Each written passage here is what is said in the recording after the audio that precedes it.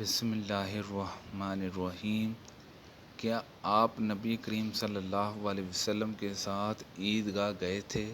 انہوں نے فرمایا کہ ہاں، اور اگر باوجود کم عمری کے میری قدر منزلت آپ کے جہاں نہ ہوتی تو میں جا نہیں سکتا تھا۔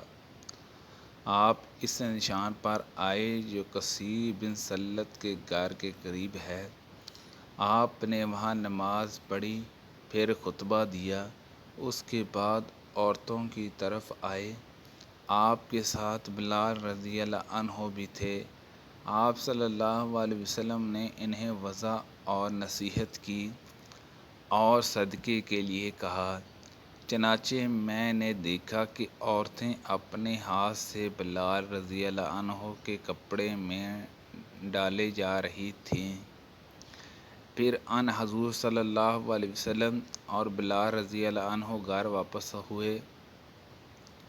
نبی کریم صلی اللہ علیہ وسلم نے عید الفطر کی نماز پڑھی۔ پہلے آپ نے نماز پڑھائی، اس کے بعد خطبہ دیا۔ جب آپ خطبے سے فارغ ہو گئے تو اترے اور عورتوں کی طرف آئے، پھر انہیں نصیحت فرمائی۔ آپ صلی اللہ علیہ وسلم اس وقت بلال رضی اللہ عنہ کے ہاتھ کا سہارا لیے ہوئے تھے۔ بلال رضی اللہ عنہ اپنا کپڑا پھیلا رکھا تھا جس میں عورتیں صدقہ ڈال رہی تھیں۔ میں نے عطا سے پوچھا، کیا یہ صدقہ فطر دے رہی تھی؟ انہوں نے فرمایا کہ نہیں، بلکہ وہ صدقے کے طور پر دے رہی تھیں۔ اس وقت عورتیں اپنے چھلے وغیرہ برابر ڈال رہی تھیں۔ پھر میں نے عطا سے پوچھا کہ کیا آپ اب بھی امام پر اس کا حق سمجھتے ہیں کہ وہ عورتوں کو نصیحت کرے؟ انہوں نے فرمایا، ہاں، ان پر یہ حق ہے، اور کیا وجہ ہے کہ وہ ایسا نہیں کرتے؟ میں نبی کریم صلی اللہ علیہ وسلم اور ابو بکر، عمر اور عثمان رضی اللہ عنہما کے ساتھ عید الفطر کی نماز پڑھنے گیا ہوں۔ یہ سب حضرات خطبے سے پہلے نماز پڑھتے اور بعد میں خطبہ دیتے تھے۔ نبی کریم صلی اللہ علیہ وسلم اٹھے۔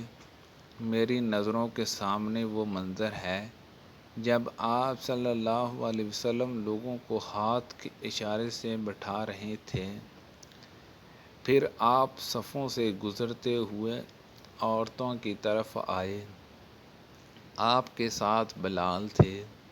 آپ صلی اللہ علیہ وسلم نے یہ آیت تلاوت فرمائی، اے نبی صلی اللہ علیہ وسلم، جب تمہارے پاس مومن عورتیں بیعت کے لیے آئیں، لائی، پھر جب خطبہ سے فارغ ہوئے تو فرمایا کہ کیا تم ان باتوں پر قائم ہو؟ ایک عورت نے جواب دیا کہ ہاں، ان کے علاوہ کوئی عورت نہ بولی۔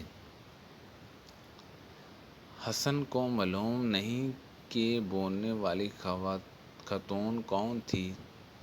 آپ صلی اللہ علیہ وسلم نے خیرات کے لیے حکم فرمایا اور بلال رضی اللہ عنہ نے اپنا کپڑا پھیلا دیا اور کہا کہ لاؤ، تم پر میرے ماں باپ فدا ہوں۔ چنانچہ عورتیں چھلے اور انگوٹھیاں بلال رضی اللہ عنہ کے کپڑے میں ڈالنے لگیں۔ عبدالرزاق نے کہا، فتخہ بڑے چھلے کو کہتے ہیں جس کا جاہلیت کے زمانے میں استعمال تھا۔ ہم اپنی لڑکیوں کو عیدگاہ جانے سے منع کرتے تھے۔ پھر ایک خاتون باہر سے آئی اور کسرہ بنو خلف میں انہوں نے قیام کیا۔ میں ان سے ملنے کے لیے حاضر ہوئی تو انہوں نے بیان کیا کہ ان کی بہن کے شوہر نبی کریم صلی اللہ علیہ وسلم کے ساتھ 12 لڑائیوں میں شریک رہے اور خود ان کی بہن اپنے شوہر کے ساتھ 6 لڑائیوں میں شریک ہوئی تھی۔ ان کا بیان تھا کہ ہم مریضوں کی خدمت کیا کرتے تھے اور زخموں کی مرہم پٹی کرتے تھے۔ انہوں نے پوچھا کہ یا رسول اللہ صلی اللہ علیہ وسلم، کیا ہم میں سے اگر کسی کے پاس چادر نہ ہو اور اس وجہ سے وہ عیدگاہ کے دن عیدگاہ نہ جا سکے تو کوئی حرج ہے؟ آپ صلی اللہ علیہ وسلم نے فرمایا کہ اس کی سہیلی اپنی چادر کا ایک حصہ اسے اڑا دے اور پھر وہ خیر اور مسلمانوں کی دعا میں شریک ہوں۔ حفصہ نے بیان کیا کہ پھر جب ام عطیہ جہاں تشریف لائیں تو میں ان کی خدمت میں بھی حاضر ہوئی اور دریافت کیا کہ آپ نے فلاں فلاں بات سنی ہے؟ انہوں نے فرمایا کہ ہاں، میرے باپ آپ صلی اللہ علیہ وسلم پر فدا ہو۔